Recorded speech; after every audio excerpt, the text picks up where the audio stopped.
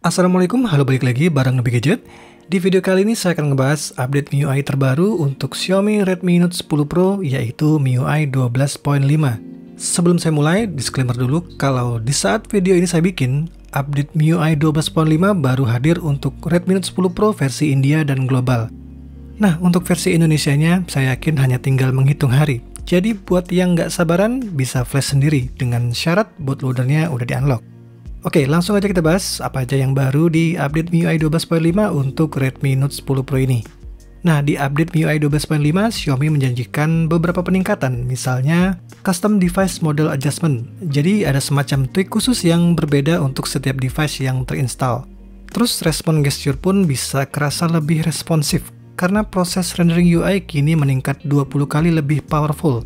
Dan masih banyak lagi optimalisasi MIUI lainnya yang akan membuat user interface dari MIUI 12.5 ini menjadi lebih cepat dan ringan. Oke, fokus lagi ke apa aja yang baru dan berbeda dari MIUI versi sebelumnya. Mulai dari pertama kali startup, bisa dilihat ada perbedaan animasi di logo MIUI-nya. Kalau tadinya warna-warni, sekarang lebih simple. Masuk ke home screen, untuk icon nggak ada yang berubah. Temanya masih sama.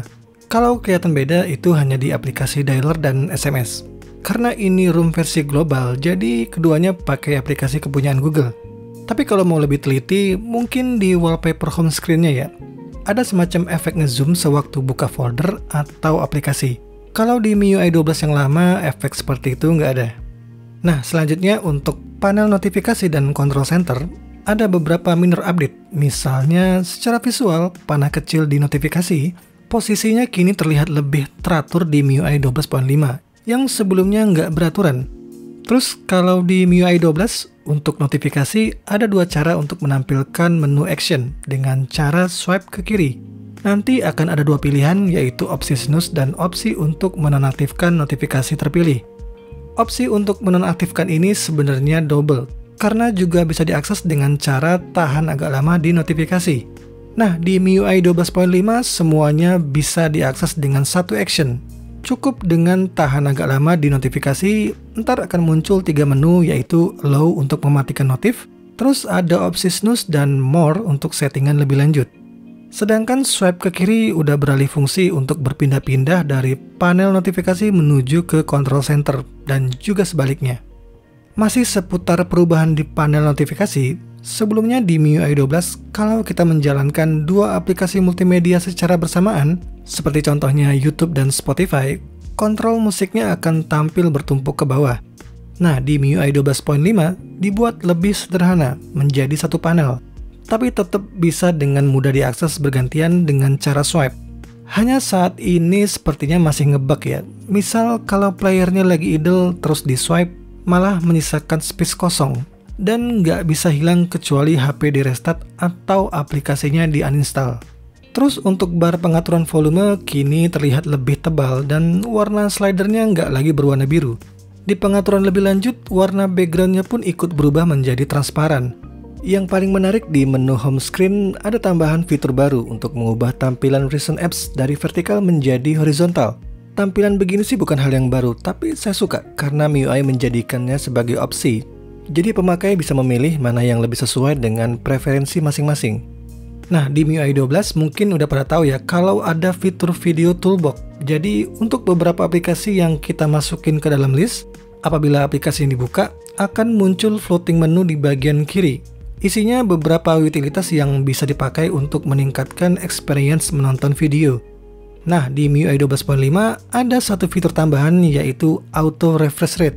Jadi di posisi on, refresh rate layar akan menyesuaikan mengikuti frame rate dari video yang kita tonton, yang pengaruhnya adalah penggunaan baterai menjadi lebih hemat. Fitur ini udah tentu hanya memungkinkan untuk display yang memang mendukung refresh rate tinggi ya, seperti contohnya di Redmi Note 10 Pro. Meskipun saya nggak ngerasain perbedaannya dengan atau tanpa fitur ini, karena standarnya tanpa auto refresh rate, nonton video di Netflix atau YouTube memang sudah anteng di 60Hz dan baru akan balik lagi ke 120Hz kalau keluar dari aplikasinya. Oke lah, nggak apa-apa, yang penting di sektor audio ada kabar baik, yaitu penambahan fitur baru Dolby Atmos di menu sound effect-nya. Keren banget sih buat yang suka dan nungguin efek ini hadir, karena sekarang udah tersedia di Redmi Note 10 Pro. Mudah-mudahan fitur ini juga ikutan nongol ya di device lain yang juga akan mendapatkan update MIUI 12.5. Terus di MIUI 12.5 ini Xiaomi juga menjanjikan fitur uninstall untuk sebagian aplikasi-aplikasi bawaan sistem. Ya, mungkin di sini kita akan bisa melihat kembali aplikasi-aplikasi sistem apa aja yang sudah di-uninstall dan bisa di-restore kembali. Terakhir di changelog dari MIUI 12.5 menyebutkan adanya improvement dari aplikasi Notes bawaan MIUI. Setelah saya cek, ternyata fitur-fitur yang dimaksud sudah diimplementasikan sejak MIUI versi 12. Tapi di sini saya akan kasih sedikit tips coret-coret di aplikasi Notes. Jadi untuk menggambar dengan sempurna, misalnya bentuk lingkaran, gambarlah, tapi jangan sampai jadi lingkaran penuh. Entar otomatis aplikasi akan memprediksi apa yang kita inginkan dan menjadikannya bentuk yang sempurna.